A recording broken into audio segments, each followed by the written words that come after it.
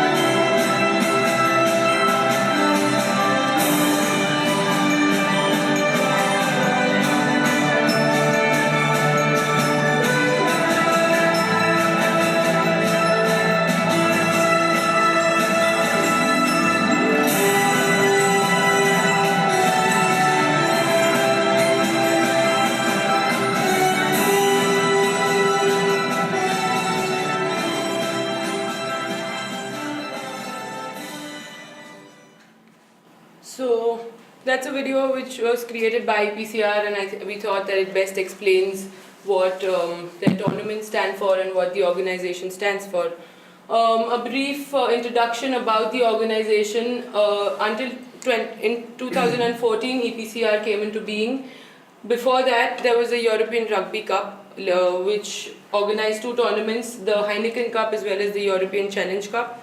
And they felt the need to revamp all 3 entities, as a result of which the European Rugby Cup was replaced by EPCR, and the Champions Cup was renamed to the Heineken Cup. The Heineken Cup was renamed to the Champions Cup, and likewise there was a Challenge Cup which was formed. So far as our project background, creating a communications and PR strategy for this season's semi-finals and finals was the main idea behind this project.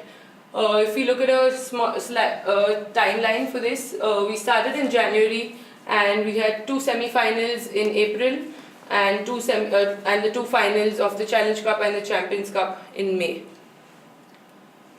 If you look at the project objectives, there were 3 main project objectives. One was to have an effect on the ticket sales for both the semis and the finals.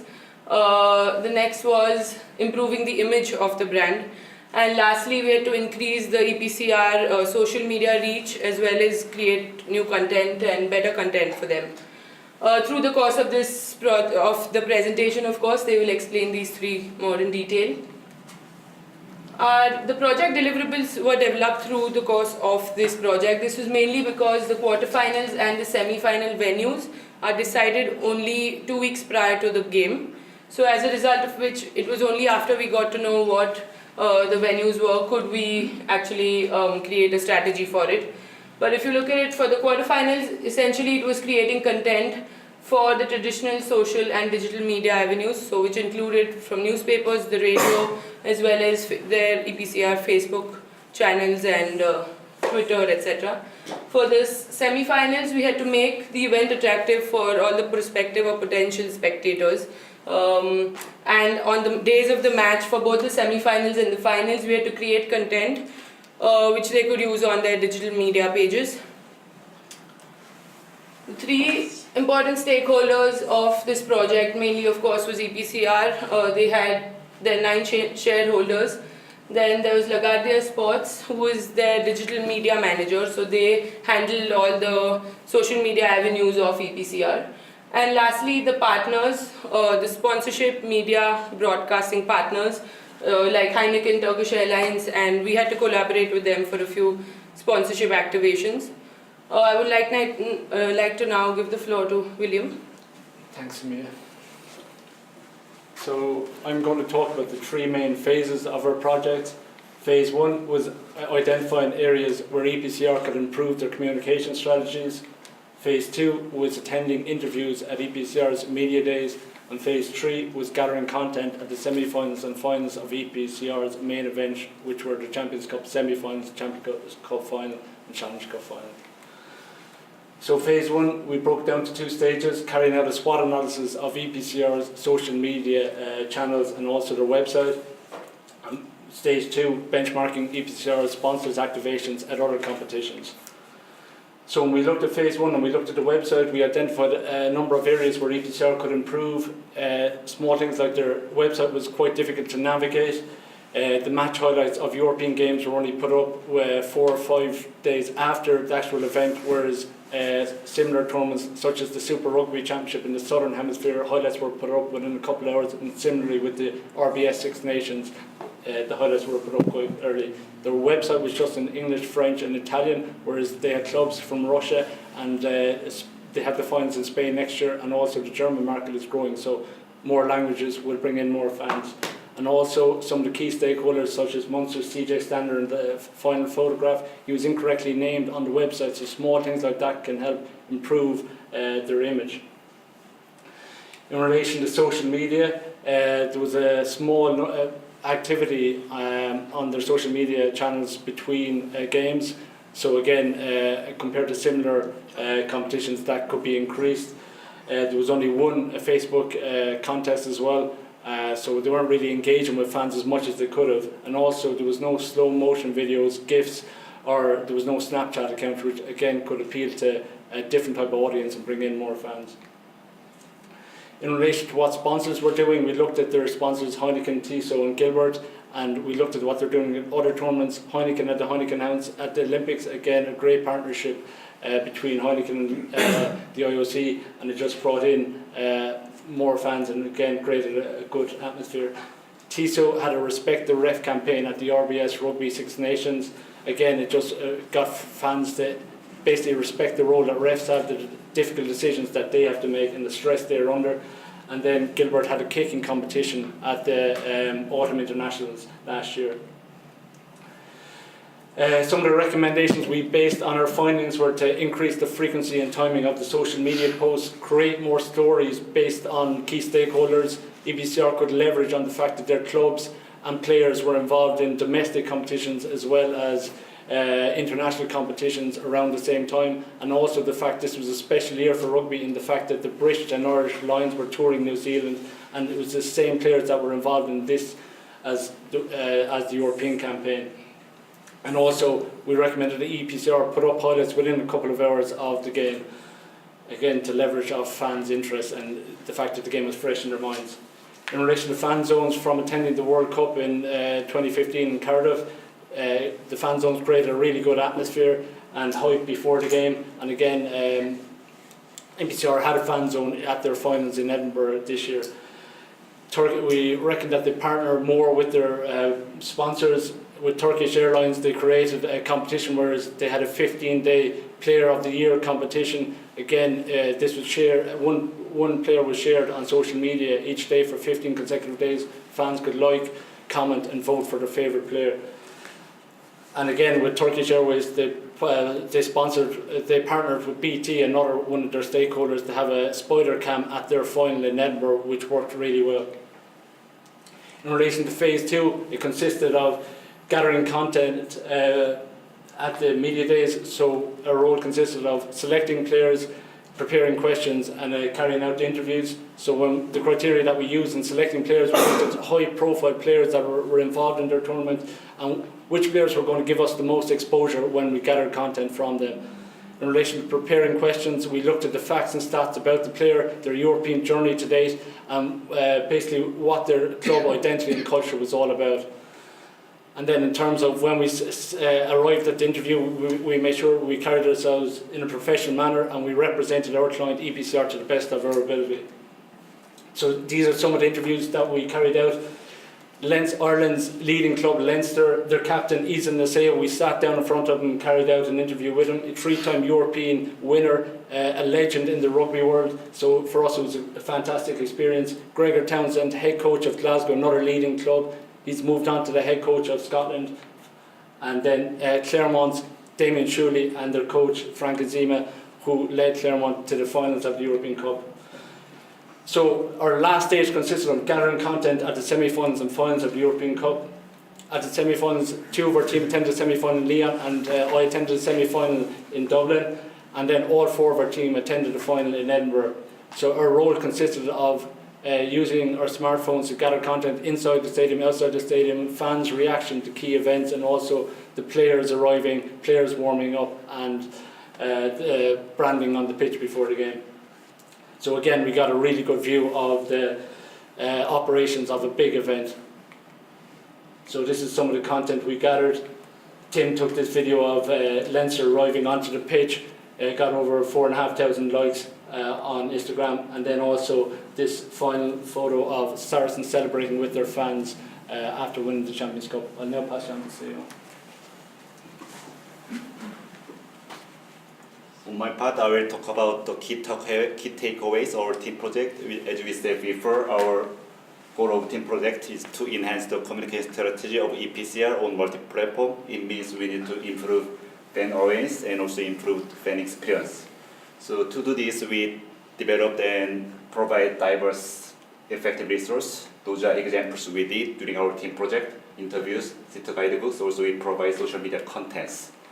So to measure our achievement, the ideal way is to have an appropriate survey, but there is a limitation to do this. So as an alternate way, we chose growth in number of social media accounts, and also we chose growth of ticket sales. This chart is about the increase of social media accounts on Champions Cup. As you can see, the overall social media accounts has increased during our team project. So this is the exact difference before and after our team project, and this is the percentage of increase. Based on this data, it's possible to say the overall number of followers and likes increased during our team project. So based on this, it's possible to say fan engagement also increased. So with this team is the champion of this year and last year, and then with this team I will talk about how much fan engagement has increased with more details. After the final, exact same data were posted on Instagram of Champions Cup. Those are exact data were posted, and match result, ceremony, and player of the year. Even though those are exactly same data, but it has a big difference of fan engagement. For example, match result, last year it has over 800 likes, but this year it has over 2,000 likes. So there is a big difference between this year and last year. So to enhance the fan interaction and fan engagement, we did a diverse effort to develop diverse contents. Especially, we try to focus on developing contents fan related, and it created extra fun experience which can be shared with the fans. So how about we also found some challenge in Challenge Cup, even though we did similar effort to enhance the fan engagement on Challenge Cup, but Challenge Cup still has low fan engagement, so Challenge Cup might need a different approach to enhance their current status. So now I'll talk about ticket sales. This is the comparing ticket sales between this year and last year of Champions Cup. This year, compared to last year, this year ticket sales increased, especially in semi-final, and in the final slightly decreased. And this is the ticket sales of Champions Cup, Challenge Cup. It has a similar pattern like Champions Cup, increased in semi-final and slightly decreased in final. But based on this, it might be possible to say overall competitive ticket sales increased during our project. But I would say it's too early to conclude that, since during our project we found some factors, especially the final is the most important game, but as I said before, the ticket sales slightly decreased. Also, we found that there are a number of factors involved in ticket sales, especially the ticket sale excessively relies on which team is playing and the location of venue. And those are two teams which played in the final this year, and two teams has a limitation on ticket sales. First team, Saracen FC, has a big fan base, so it wasn't a positive to attract more fans to the final venue. And the other team is ASM Cremo. Even though this team has a strong fan base, the location venue wasn't a positive to attract fans from France to Edinburgh. So the factors such as which team is playing and location of venue were beyond the control, so it limited the effect of our communication strategies. So after this, I will. Thank you. So just to look at the key future challenges, we looked at three major properties. So the communication strategy, fan base, and sponsors. In regards to the communication strategy, it really needs to start being focused and directed to individual groups. So instead of having the main strategy focused to everyone, they have to direct it to individual groups to try and attract the most audience possible. So for example, creating a Snapchat group, as we mentioned before, isn't created there yet. So maybe by creating the Snapchat group, it could actually enhance the engagement of the younger generations to engage on social media with the sport and also with with EPCR.